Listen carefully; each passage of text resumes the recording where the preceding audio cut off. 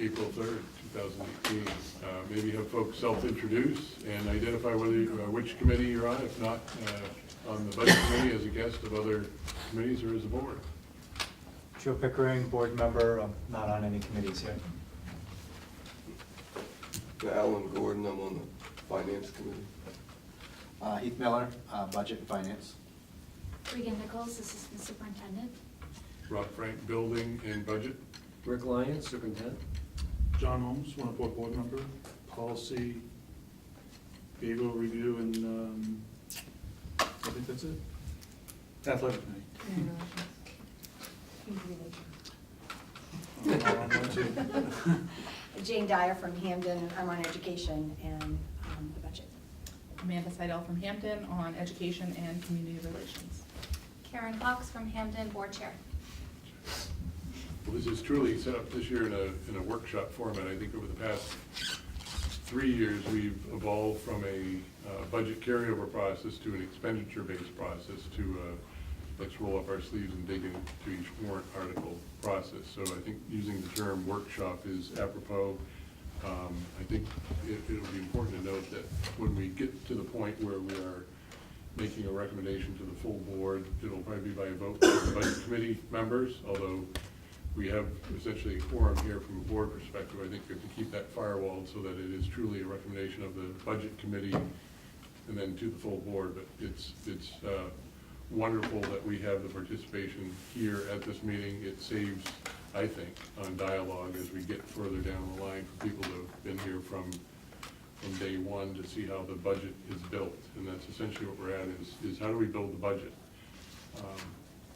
We met earlier today to kind of fine tune the presentation, so it is hot off the press. It will be available on RSU 22, as will some of the links for the documents from the state that we'll reference tonight. At this point, do we need to re-elect, or do we need to? Will we need to take nominations for We've committee? got nominations for chair, because we expired on our term from last year. I would make a motion to elect Rob Frank as chair of the Budget Committee. Second. All in favor? So moved. All right, well, anticipating that we would be going through a first run through the draft, I think it's important, again, as we said, to start with where we were, where we're at from a state playing field, and then to drill down into where we're at on our worksheets for each of the warrant articles. So we have to start with the first slide. So we know that general purpose aid increased substantially for this year. Some districts are getting less funding, some are getting more. It's a function driven mostly by property values. The state shifted from a 3-year rolling average to a 2-year average. What that means is it picks up changes in property valuation on a more volatile or more rapid basis. It will pick up the recent increase in property values quicker than if it was a 3-year. In addition to the rising property values, it created increased valuations to some communities as high as 6% or even more. The distribution formula uses a combination of property values and student enrollment to determine value on who gets what and what share of state subsidy. So the link, this was a link to an MSA web document that describes it in more detail. But essentially our RSU 22 property value, our real estate valuation across the entire RSU 22 community increased by 3%. Our student population enrollment actually did have an increase of 3 students, or an increase of 0.13%. And those links on the printed document should take you to those articles, as we will call them out as we go through. So the preliminary indicators, when we compare 2017-18 last year to next year, 2018-19, we see that the average valuation across the state of Maine was 2%. As we mentioned earlier, RSU 22 is 3%. That varied by town. In Frankfurt, we saw an overall valuation increase of 5.4%, Winterport 5.3%, Hampden 2.5%, and Newburgh 2%. By the numbers, we can see Hampden's valuation last year, and I won't read down through all the numbers, but last year Hampden was $608 million, this year it's $623 million.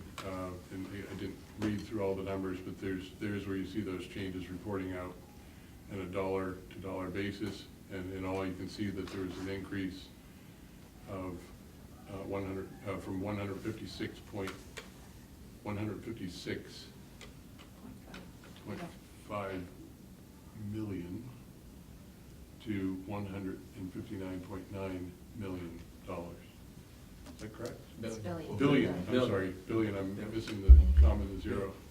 Oh, there we go, much easier. Ready, so the link on the bottom of that page,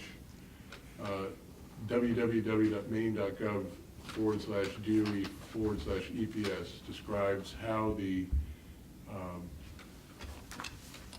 state valuation formula occurs. I printed these off earlier today. We didn't make copies because it'll be made available through a link, but you can download the 2017 year and the 2018 year to make those comparisons. All right. So this is where we break down pupil count. We just talked about the valuation change. So pupil count for Hampden had an increase of 0.47, Newburgh an increase of 2.5, Winterport had a decrease of 4.1%, and Frankfurt had an increase of 10%. All in all, the numbers result across the district as an increase of 3, or 0.13%. Now, you need to check on that last slide, one before. Ron, do you have a Oh, that question? was the state average at the bottom, that's right, that shows our total. Yeah. 1.06 Jane? No, there's a question. The question was, Yes. Can I ask where the enrollment numbers come from? Comes from our ED 279.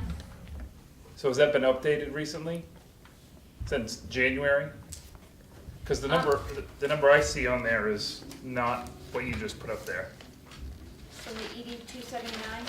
Yeah, it says total 2396 for this. it's also an average, Jake. Well, I was using the average number is 2396. Okay. So I'm just, We'll check it, see. okay. I don't understand. We probably made an error if you're looking at the, we have it right here. So are we adding this one and that one? No. Attending pupils? 2390. That's by town. If you look at section whatever, it's. That's the average. The per pupil by town within the district. Well, we'll check it because I see where you're seeing that in the average row. Correct. Yes, and we'll look by town and make sure we're not, Okay. okay. Because going from average last year to average this year was an increase of more like 24. You know, still not a lot, but it's more than 3 kids.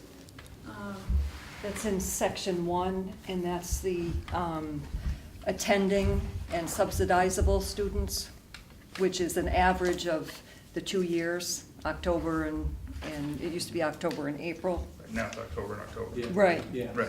Right, so, but if you look in, I think it's section 5, you'll see that it breaks down not only the valuation for each town, but the students per town. And that's where those numbers came from. But shouldn't they be the same? No, because these figures are actual, and what they're using on the first page is the average attending. Okay. These are actual bodies per town. Gotcha. Thank you for that clarification. You're welcome. All right, we'll get back to that though. Okay. So they're showing October 16 is 2387, October 2017 is 2405, and average is 2396, so. Okay. Yep. So the next slide talks about the state funding components, and where does the funding come from? So we just referenced the ED 279. which is, the document looks at a factor of student population valuation, and it's a 6-page document that you'll see includes mill rate and other recommendations as well. It's mandated, it's calculated by the state, and it is, the ED 279 is that document. I think we were waiting until June of last year, correct? Yes. Or at least late April for our first pass. That was a document we just couldn't get out of Augusta last year with the known EPS contributions. So it includes the state contribution, the required local share, and then the balance is basically the result of the total budget minus required state and local shares. So in 2017-18, the receivership level, or the amount paid for by the state, was 68.7%. This year, it has decreased to 67.5%. You can look at it many ways. I look at it, if last year we had a coupon worth 68.6%, we now have a coupon worth 67.5%. It's still a significant amount, but it is a decrease nonetheless. Rick, historically, how high have we seen receivership levels? 2 or 3 years ago, we were slightly over 70%, almost 71% about 3 years ago. That's the highest I remember. So again, combination of valuation and enrollment will drive that number down. That's correct, absolutely, yep. All right. So that was, it was a pretty big change. Number one, the mill rate changed, and we have a slide, it went up by, what was it, 8.19, 8.51. 4% of the mill rate. You take the mill rate increase, you add it to the valuation increase in our towns, and we'll look at the pupil count, but basically they're saying it's an increase or a flat. If we did nothing to this year's budget but carry it over from last year, this is what it would do to the local assessment increase. This is the new zero. So in Hampden's case, there would be a $363,000 increase, which is 6.2% local if we did absolutely nothing. Newburgh would be a 6.4, Winterport 6.4, and Frankfurt 6.1. So that's, when they mentioned some towns were 6% and higher, Hampden was in one of those communities that had just a combination of increase, property valuation, and combined with the mill rate change at the state level, brought our local assessment values up. That's without doing anything. Well, let me just amplify that point for the benefit of people that don't follow the school funding. In order to receive the state amount, you must raise that local commitment. If you decrease that, your state is decreased in equal proportion. Your new zero is exactly right. Just to, again, repeat. If we did nothing, we have to raise that money to stay with the state contribution. So you're around a 6%, or you could say that's a 0%, however you want to look at that. I think that's a very, very profound statistical slide right there. And I didn't go through and look at what this would have meant in prior years, but that was pretty telling, because we've always faced this hurdle as we go into budget. Well, why are we struggling with some years it's different than others? And part of it is due to the change, the moving landscape at the state level. Last year particularly, where we looked at a swing from losing $115,000 as a result of the formula to, I think, an increase of 430, 450. 430 or 450. So that was a big swing that we had to address. It happened in the midst of, and we failed at our first budget referendum, perhaps as a result of not knowing what the new zero was last year and communicating that. So I think that's important to see this number, as we'll see. So you're saying that if we had a $30 million budget, we reduced it by $972,000, or basically $1 million, we would lose $1 for dollar. So we would lose $1 million worth of, or if we reduced our budget so that we had a 0% local increase, we would lose dollar for dollar Yes, from we the would, state. that's correct. We would lose $630,000 in the state. And as of now, we're getting $2 for every dollar we spent, basically. Yeah, A little bit. yep. That's right. So again, if we did not raise the $630,000 on the local side of the formula, they would subtract $630,000 from the state side of the formula. Yep. All right, keep rolling. This is a workshop. We have work to do. We'll talk about follow-up meetings later on. So state required local contribution. The number went up because the total went up. It was a $130,000 increase, but per that formula, the local requirement went up $632,000 as an increase of the local share. So this was, I think, one board meeting ago, Rick shared the ED 279s had come out, that the good news was that the state's providing more. Unfortunately, due to the formula, the local share goes up exponentially higher. I won't say exponentially, it goes up quite a bit higher just due to the change in how the local share is evaluated. Again, the mill rate was a big part of that. The mill rate shifted from 8.19 to 8.5, which in itself is a 4% increase. Reagan, would you speak to the issue with some optimism? That 130 could actually go up to 202,000, and why is that going to occur? The state expects that school districts that would like to access incentive money for regionalization will do so by applying for regionalization opportunities. If you're approved, then you have the opportunity to get $46 per student back in the formula. That $46 that we're applying for used to simply flow into our funding formula. So we are in stage 2 of the application process.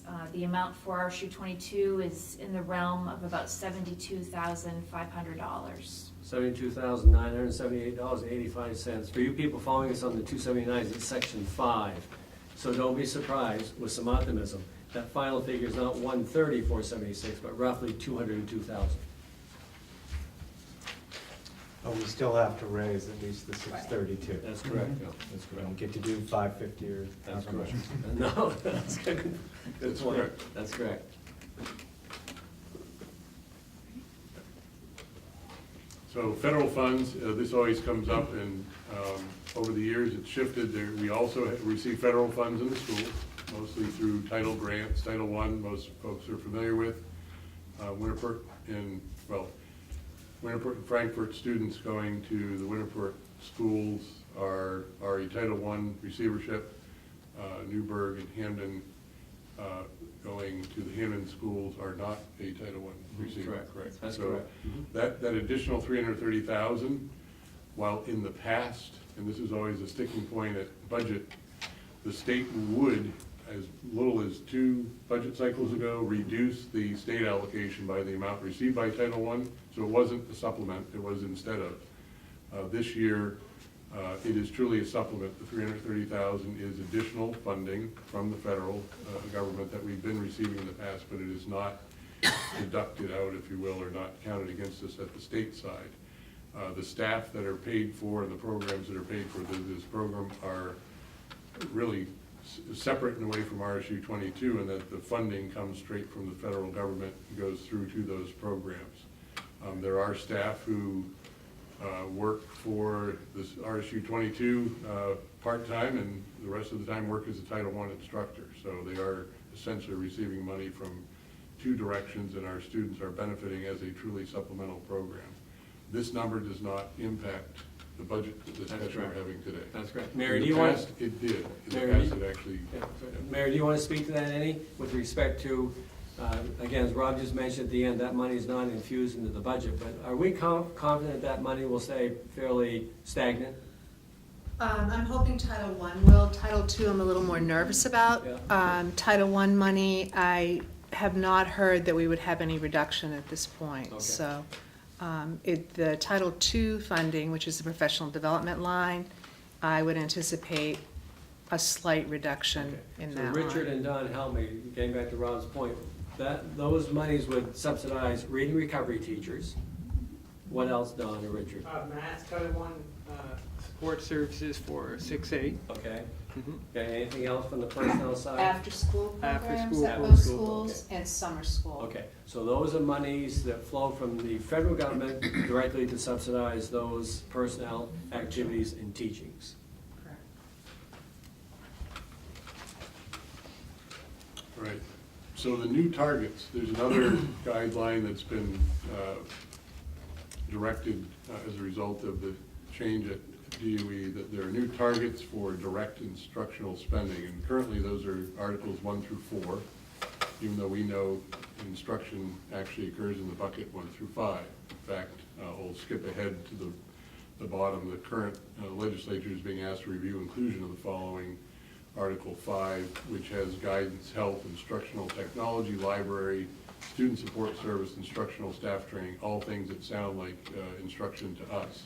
In fact, it felt the same to most other schools in MSMA, so that's being reconsidered.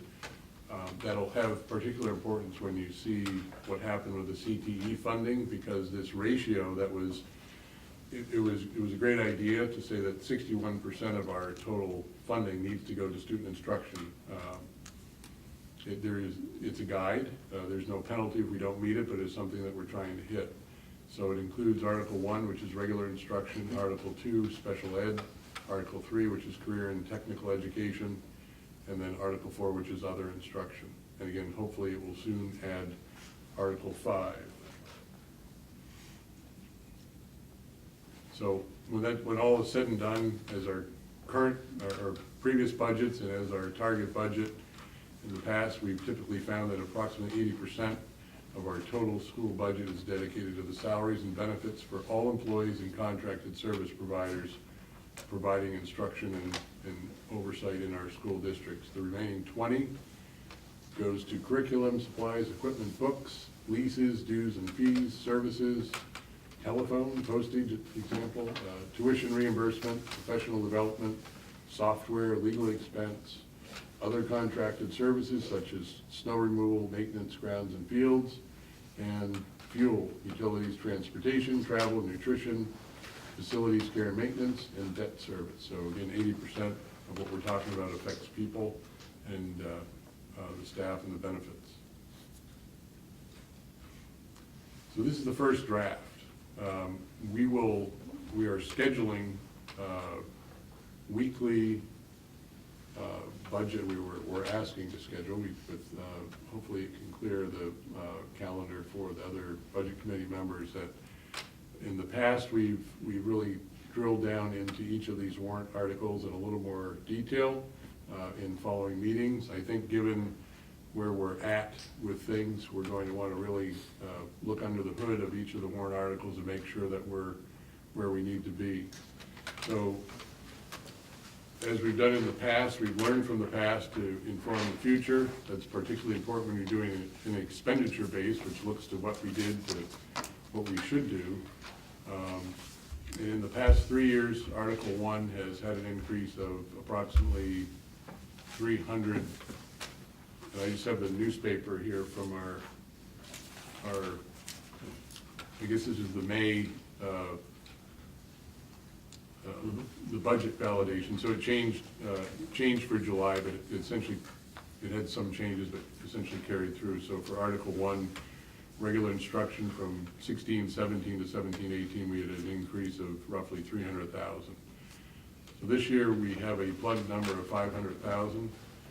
That number would include really a carryover of what we saw for increases in salary, benefits, and included in years past additional staff positions under the Article 1 category.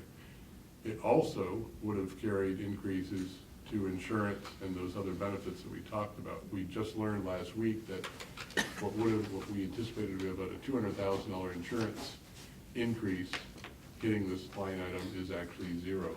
Is that correct? That's great. Really zero. That's correct. Hard to believe it's zero. That's happened twice since I've been here. So that's good news. That means that this really is more people and less about the add-on benefit, if you will, but not that that's, it's good. It's very good news. We need some work to do, as with past years.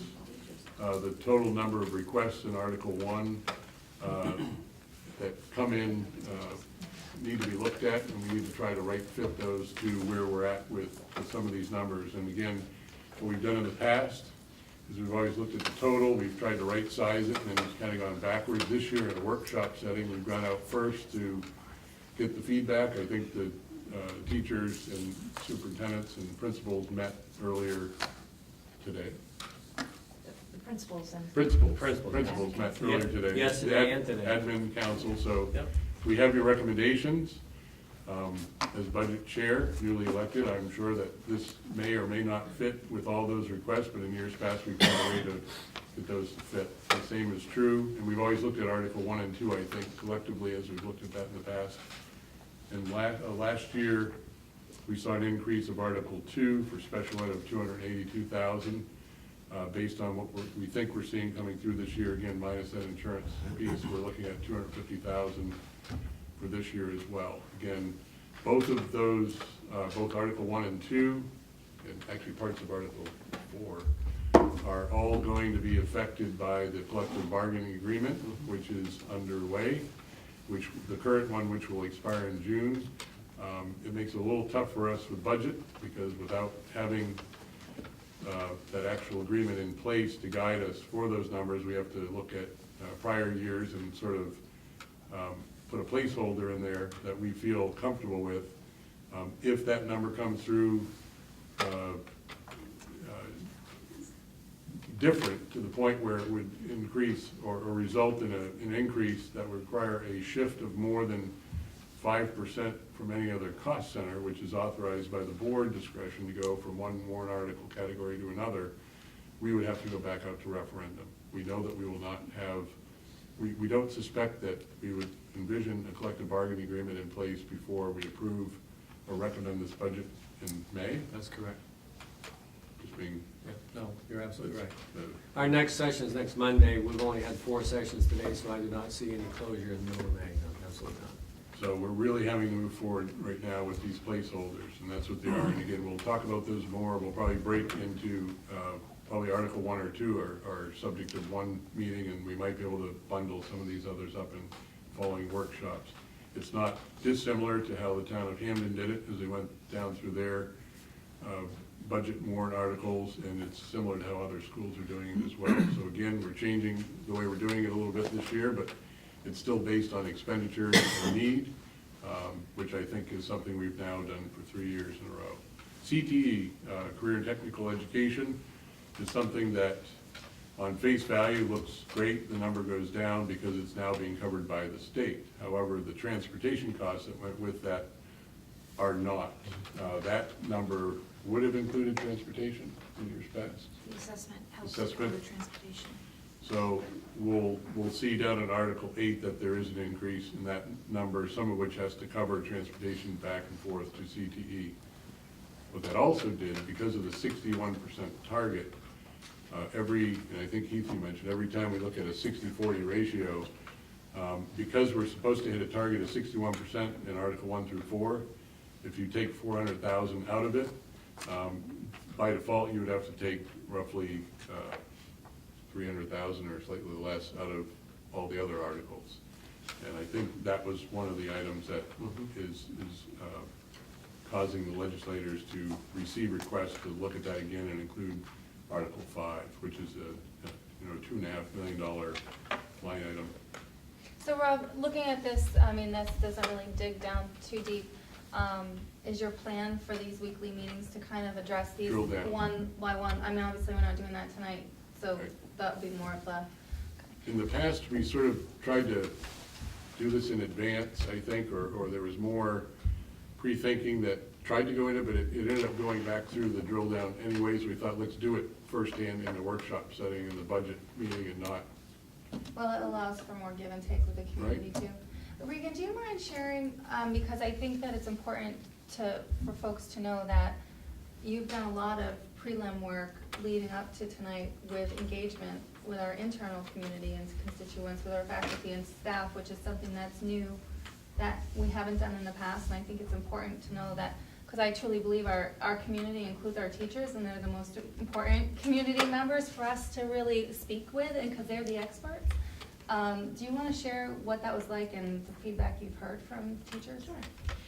So this year, I've gone out to each of the schools and have spoken to them about budget basics for school funding, shared with them the foundational elements to how we come to receive state funding and have the local share that's required, how we go through some of the decision-making about prioritizing, and then ask some fundamental questions of each of the faculty members to respond individually around how they would see priorities going into the budget for student needs, staff needs, leadership needs, and our district as a whole.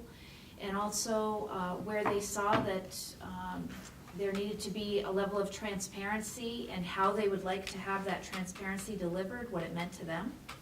And then I also asked for them to comment on where they perceived there was waste in the budget, so that we could have some internal understanding of how folks did want to see priorities made.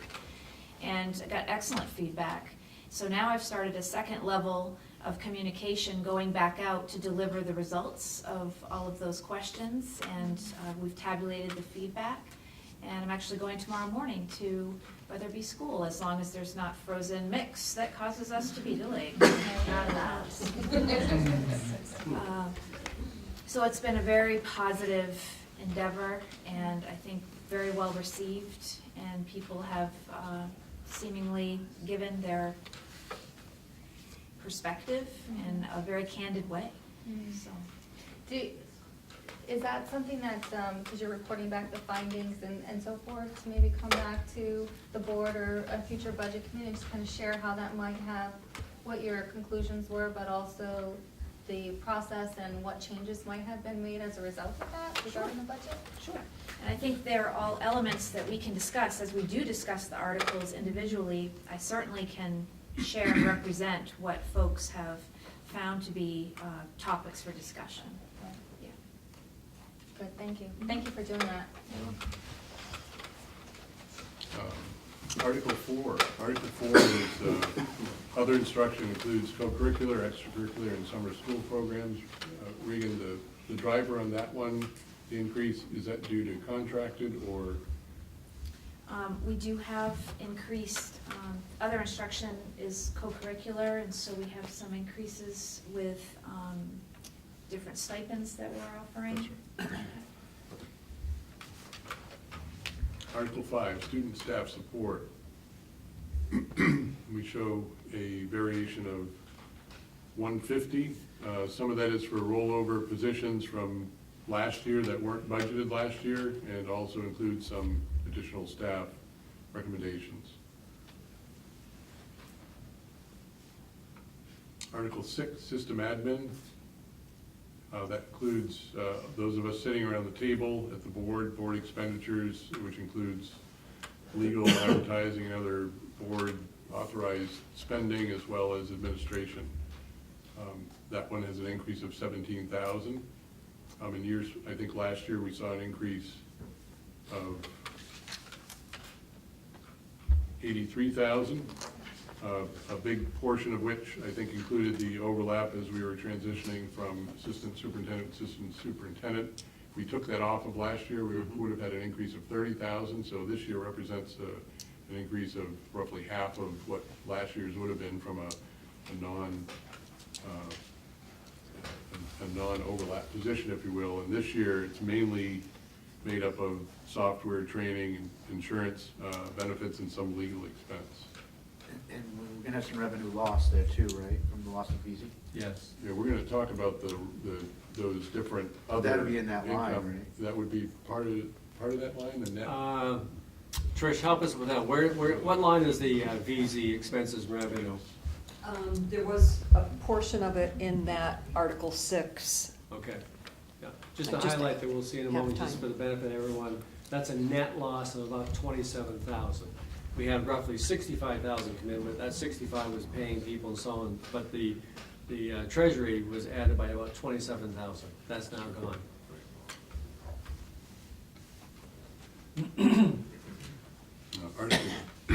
Article 7, we saw an increase of 75,000.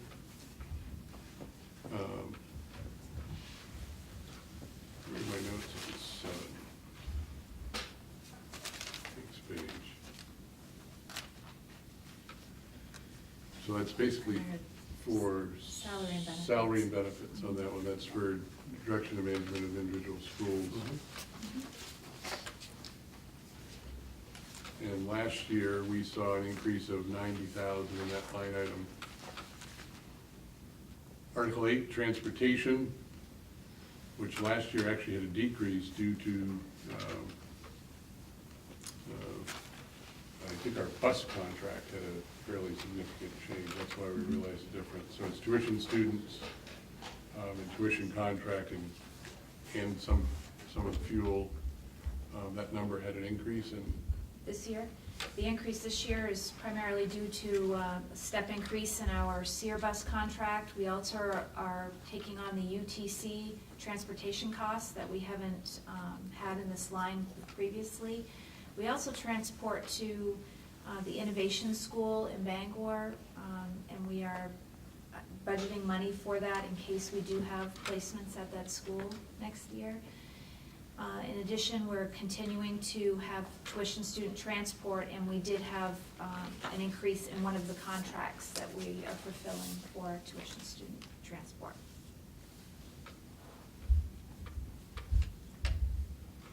Article 9, facilities. Last year, we had, that was a line item that we'd included some contingency in from years prior that we moved back over into the health insurance and special ed lines. Remember we talked about how to distribute or carry a 1% contingency, which is about $300,000 in the budget in categories that we knew as a board we'd be authorized to move in the event or need of contingency. Last year we changed how we did that. We put it into the health insurance lines and special ed lines. So we actually last year had a decrease of that line item of $21,000. This year we have a placeholder. That $620,000 represents a current unmet capital needs, deferred maintenance, if you will, of $1.8 million that we've simply spread out over 3 years. Whether that is adequate or whether it needs to go further, right now that's a placeholder. That will also be subject of discussion. As a member of the building committee, I know we've just received an update on our capital needs assessments with a special focus, I guess at the last meeting, to look at things dealing with security and safety, and making sure we had a priority to those, and not knowing what that would mean on an annual or amortized basis. So right now that's looking at a 3-year time span to catch up to some of those deferred items. Debt service, as our debt goes down, our debt service goes down. That has been a trend that's continued over the past 2 or 3 years. We paid off Reedsbrook and Wagner, both schools, within the last 3 years. And Article 11 is other, and School nutrition. School nutrition. Last year was the first year that we started to dedicate a considerable amount of funding towards the school nutrition program, and in looking at how things are going this year, we've decided to consider an additional $7,000 to the program. So we have a total increase to budget of 4% by comparison. In April last year, we had, well, again, the funding changed, so we went through the process twice, but in April, we had a total budget increase of 2.5%. In July, with the new funding formula in place, we actually had a total funding increase of 3%. So this year, we're at about just shy of 4%, just to give you a comparison to where we were last year. So we are. Is the new field in there anywhere? Interest on the bond Right, is on in the there, bond, but right. it's only interest because in this coming year, we'll only be making one interest payment. Okay, and what line is that in? Facilities. It's in facilities, not debt. Oh. Well, a bond will likely be debt service. Debt service, that's what I thought. So The it's payment would negative also be there. debt service. Oh, that's right. Yeah. Sorry about that. Okay, so it'll be, that's where it is. It's in That's debt important to service. clarify for the community, though, Right, because right. they just passed the referendum, and then Right. they're gonna see that 620 and think that that's where That's the. what that No, is. Yeah. That's right, correct. That's right. You're correct. That is debt service. And next year, it's likely to be, well, No, probably 84,000. Right, okay, all right. You'll see that come online. Yeah. Yeah. so in April of last year, we had a total expenditure increase of 2.5%, which yielded a local share increase of 4.7%. As we know, that did not pass. And then in July, we went forth with a total expenditure of 2.9%, which had a local share increase of 1.5%. And that included, initially we had a $540,000 unallocated fund balance transfer to pay down local share. In July, that was changed to $440,000, and we also, if you recall, had a transfer to capital fund, so. And our state increase too, Ron. And our state, as a result, also the state increase went up from minus 115 to plus 450, which is why, it just shows you how quickly that number shifts. So the next sheet, which we had a hard time, oh, these are the budget, some other budget factors. Do you want to go back to this, or you want to do this? Yeah, let's do that one. This one? Okay. So the budgeting factors, obviously we have salary adjustment, workers' comp increase. We have 4 positions carried over from prior year. You wanna keep- Sure, we have a tuition rate increase through our partnership with Spruce, which is Bangor Regional Program, the Innovation School. We do have pre-K increases. We're contracting with Waldo Cap and also with Highland Preschool. We'll see increases there. Our transportation contract increase that I just spoke to. We do have contracted services increases. For instance, we just received a new bid this year for athletic field and campus care. That has gone up. We do anticipate that we'll have other services that will have probably conservative increases, but and then our synthetic turf replacement, we will have interest payments that we'll be making next year. So then the other thing that tilts it is the loss of revenue. I think, Heath, you may have referred to that earlier. So the Honeywell money that came in last year was a one-time payment of $140,000. We had pre-K donations last year of $60,000. We had our E-rate, a rebate, if you will, of $19,000, an IRS interest reimbursement of $15,000, and then, as Rick mentioned, we had a net revenue of $27,000 from the VZ arrangement. So that's a loss of $260,000 of what would have been revenue last year that is not in this year's budget to lower that down. And the pre-K was put in, even though, I mean, Pre-K it was a, is in, but it's in the budget it's in the this budget. year. Mrs. Moore came just shy of the 60,000 through benefactors done. I think we're around 57,000 approximately this year. So obviously this budget we're presenting in FY19, then we'll insert that into the budget. That's, yeah. Yeah. Okay. Just want to make sure that wasn't going away. What is the pre-K reimbursement rate per pupil? It's the same. Isn't it higher for pre-K? They give 115%. Right. It would be, Rob, what is that, Rob? I'm not sure I can find That it. was- I have a bigger sheet though. Oh, so there you go. fine. There you go. I couldn't read the small one. Did you plan that out for me, Rob? That's the key. The numbers are the same though, no matter how big you put the sheet. About 6774. Roughly, 6774, approximately. So, Do we yeah, have a figure out? 6774. Do we have a figure out if we could, you know how the state was going to give you more money if you were starting a new one? And Yes, will- we don't qualify. For anything, Not for that one, because we started pre-K, 7 or 8 years ago. but it was not a, Longer than that. It's longer than that, okay. Right. Yeah, they would not allow us, no, even though we're ahead of it the was a curve. pilot, Yeah. yes, I tried, but it didn't work. it didn't go. Yeah, thinking. It's creative. Yeah, I mean, Yes, again, it was a that's right. pilot, now it's going to be fully integrated, so. That's right. I didn't take this one. So is main care also an item on that, or is that a different? But I want to follow up on your question and what Keith asked earlier. I mentioned this to the board before, but I would encourage the board to be innovative for the next 2 to 3 years to see what other opportunities we can look at in regionalization and collaboration. What other districts can we bring in and be incentivized by the district to take advantage of that, also have a revenue flow that we do not currently have. So I would encourage us to be fairly aggressive in those opportunities that may exist out there. That's a good segue. We were just talking about, we have, we think there's a tuition drop number of 20,000 currently based on what we know. Mm-hmm. That would add to that 260 and you have this spreadsheet, there we go. Yeah. So this next slide, Blew up? so challenge, so we brought hard copies. It wasn't cooperating with the slideshow. We will have Even if we the, post it, it won't look right, so. the online version will be as you see on paper, but it blew up. We couldn't get it to work. I blame it on the Apple. There you go. We're trying to work with Google, so Not the I operator. don't think it was the operator. It couldn't have been the operator. So, I'll wait for that to get around.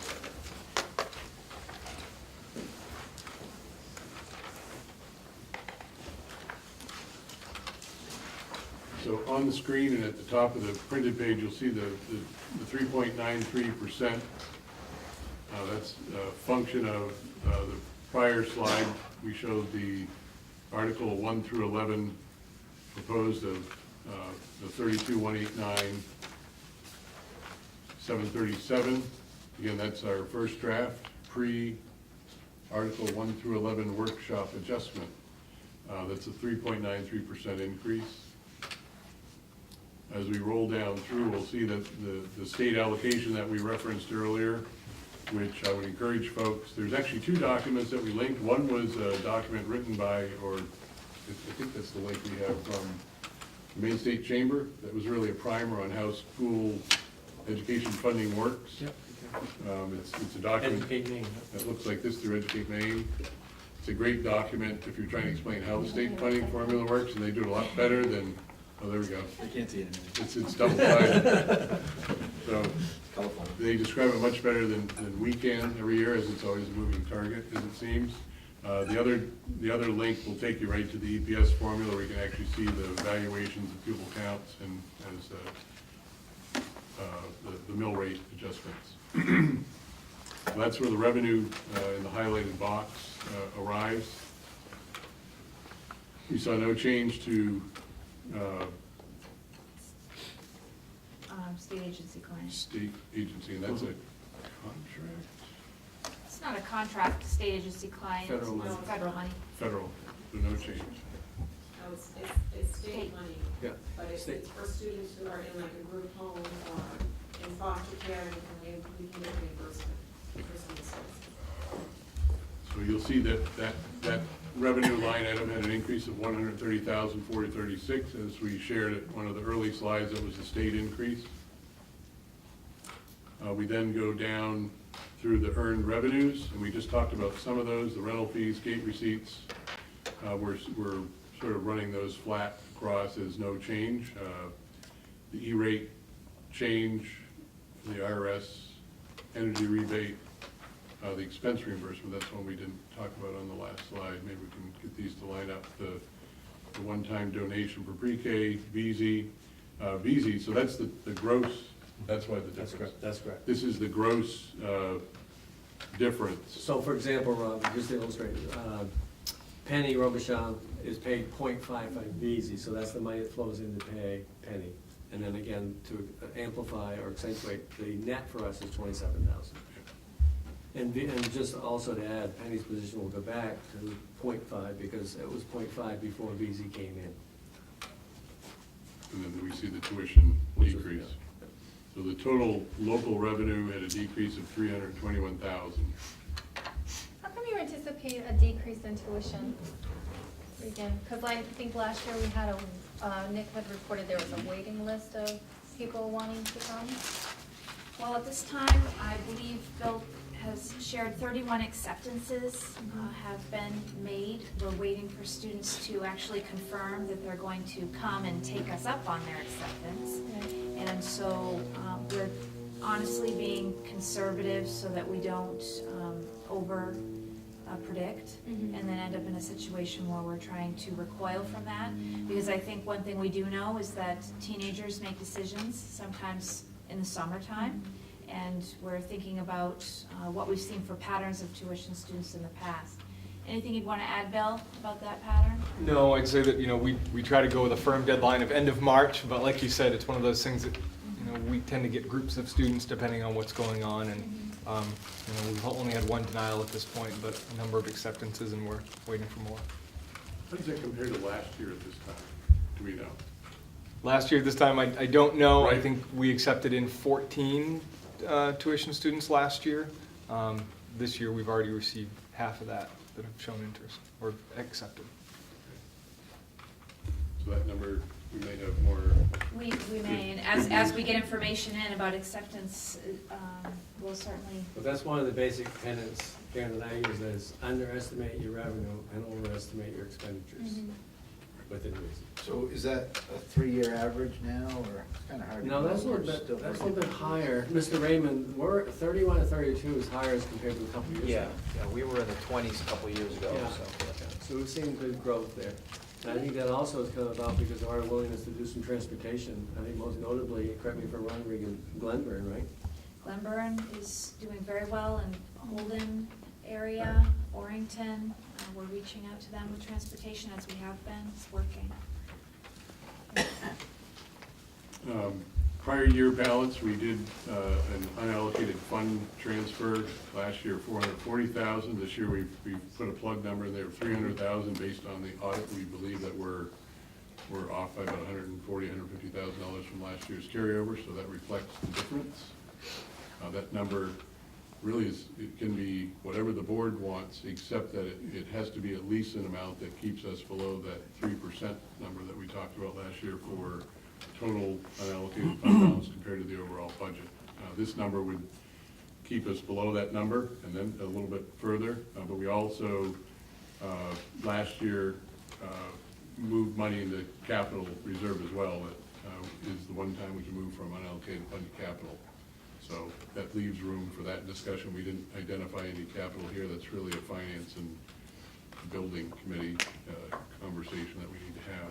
I'm wondering if we should have a meeting specific to the fund balance, where Regan can kind of give us education on that, but also how it was, how we determine what that 3% is, and then discuss as the board, do we want to allocate more than that, and where do we want to allocate that to? And maybe that's at the tail end of this whole budget process, once we know what we're looking at for a projected increase, but, you know what I mean? Yeah, I do, and I think Trish can aid in there too, because she and I were talking today about the district she has come from and how they administer the fund balance in those districts as well.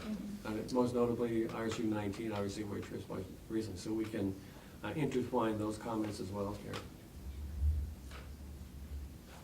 So the next line is the assessment. This is the one that we showed earlier that, again, feel free to download the EPS calculation based on pupil count valuation and mill rate.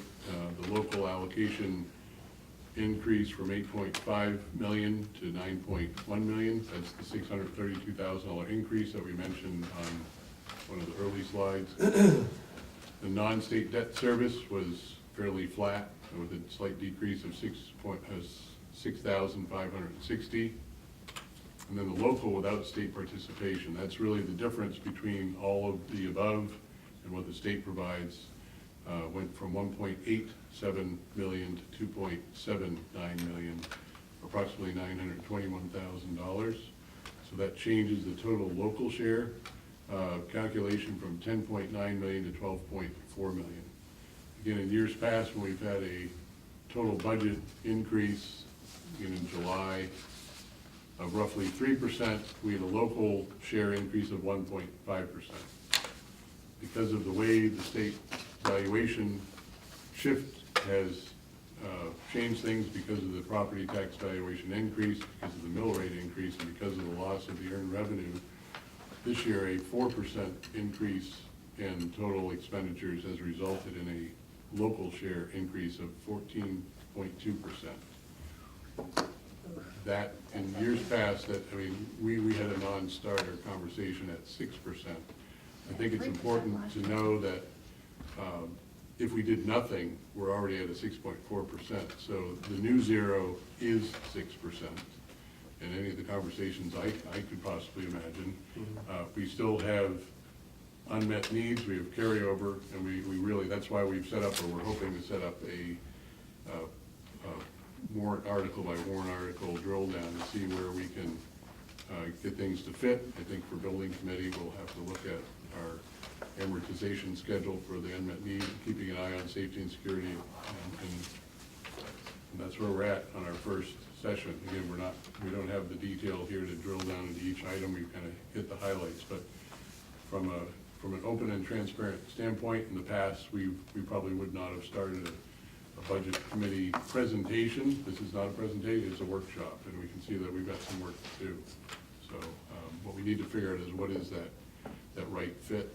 I know Reagan has met with some of the town managers, and the initial feedback we've had from those sessions is, Well, we've just had one meeting with them, One where we meeting. gave them initial blush of how the funding formulas had the shift in it, and I think they were interested participants to know more about what we were able to share tonight.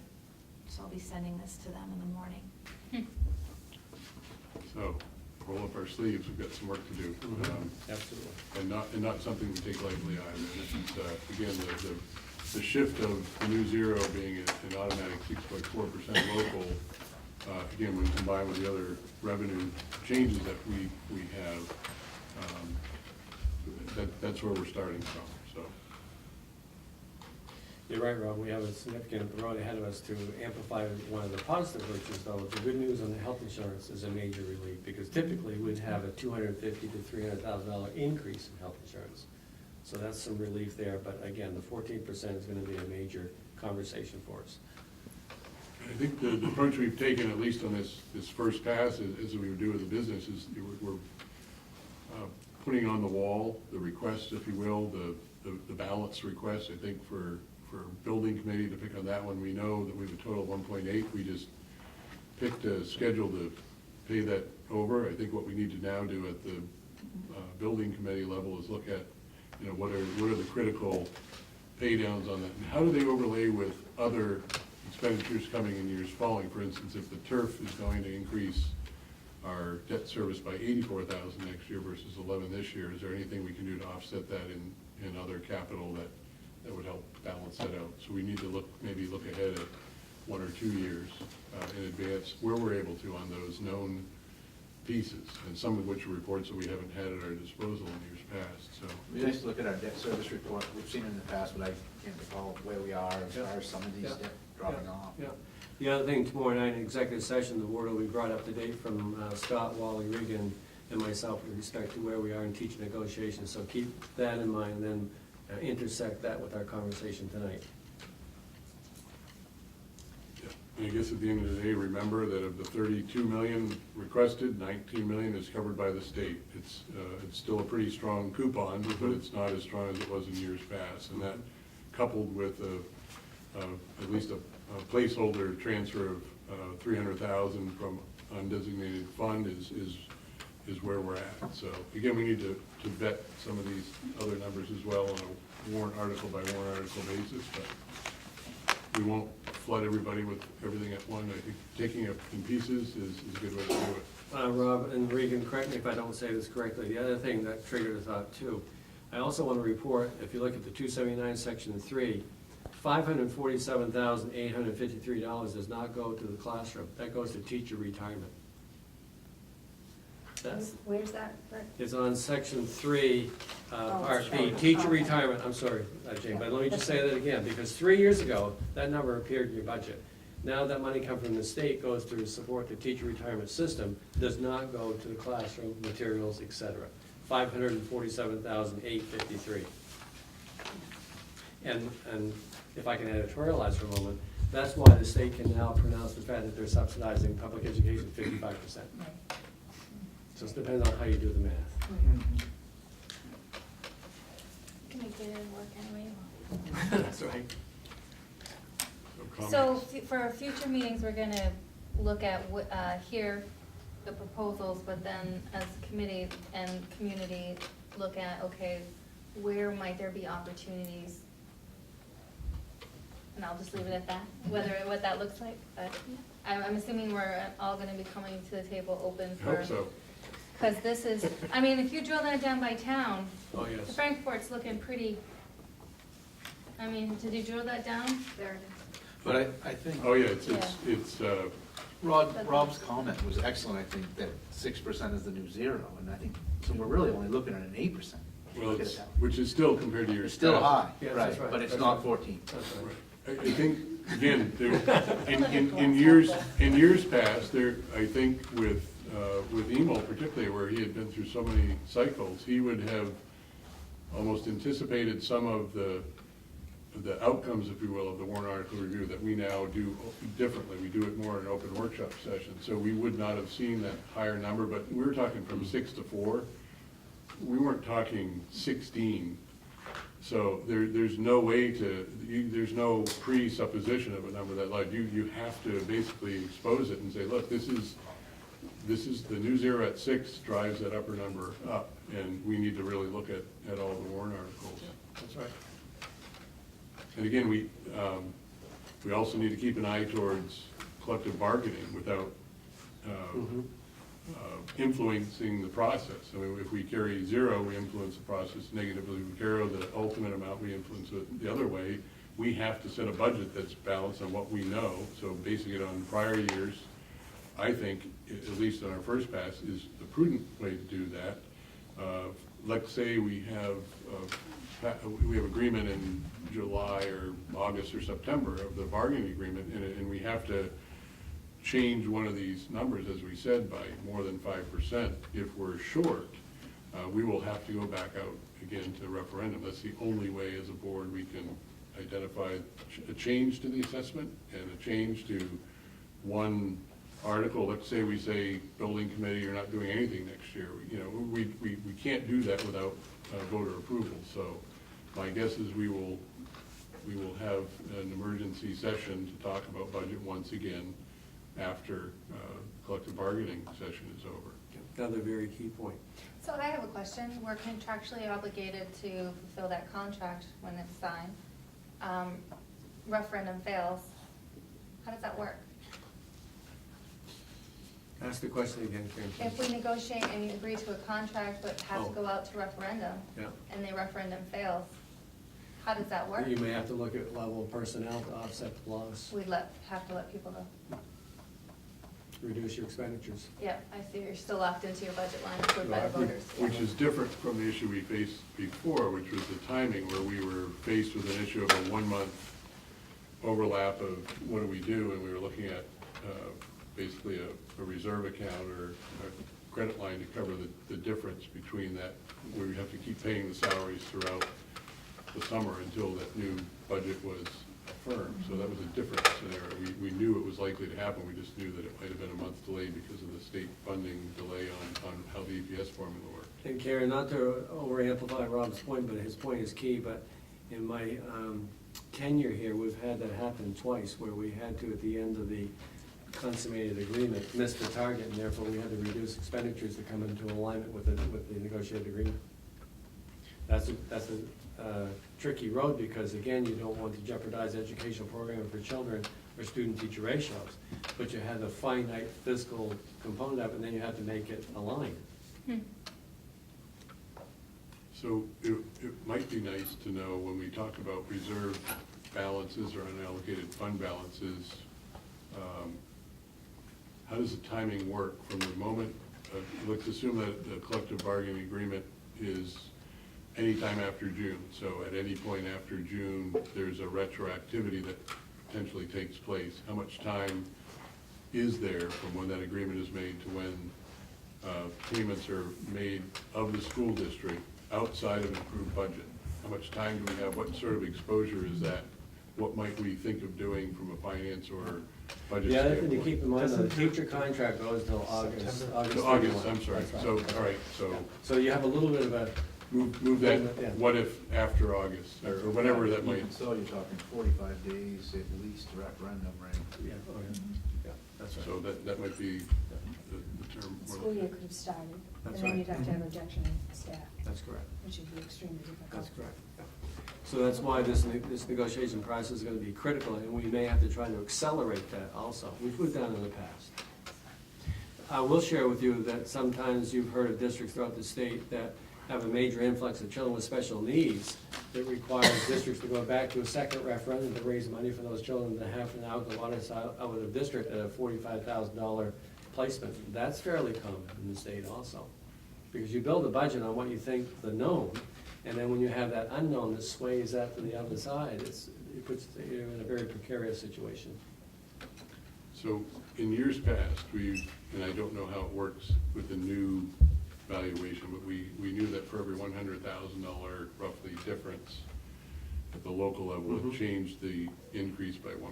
I don't know. It's about 110. 110,000 is a percentage. So, of local for instance, the regionalization at 72 is not quite 1%, but Right. it's awfully close. So, I mean, it's those kinds of That's right. plug-in numbers that if we, when we finalize or when we affirm those, we can Mhm. move that needle downward. That's right. That's right. 110,000 is a percent locally.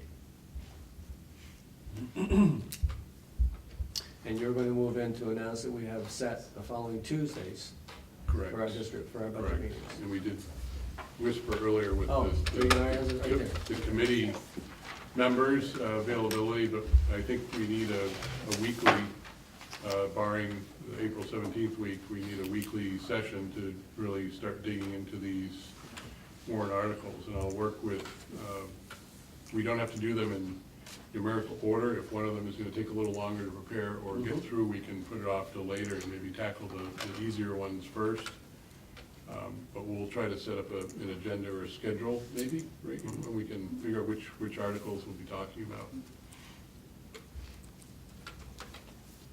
And notice also that we've inserted a special board meeting, Karen, for the 16th of May to have the board ratify the budget. There you go. And that takes you to June with the district budget meeting and the referendum validation on the 12th of June. So, given that maybe we'd have more information to be able to more accurately project Article 1 more in the later May. Hold that off. Yes, Yep. yes, that's correct. That's a good point. And to your point with, In Article 2. right, and with some of our fund balance, we really can't make that decision as late as possible. That's Right. correct. To see what's going on. That's correct. Almost the last minute. Yeah, that's correct. And if you all would continue to be guests, I would love it, because everybody here brings a different perspective with all the other committees you sit on that are all impacted by what we're talking about here. Regan, will you be able to send that PowerPoint out to the members sitting around the table? We'll fix the broken slide that blew up, and then we'll, Send them. And I'm going We to check being the Regan. enrollment numbers that Jake brought up. Okay. And, yes, I'll actually be posting it and I will email it to the board. Okay, good, thank you. That would be great. Yeah. Take all those copious notes. we'll make sure the links That's okay, work. because then they wrote it, no, so that's all right. Post publicly? Yes, on the website. Yes. So Rob covered a lot of ground tonight, Regan Russell. Anyone have any questions that just to understand the moving parts with the revenue loss and state money coming in and the 6.3 being zero? Everyone kind of with us on that frame of mind, if you will?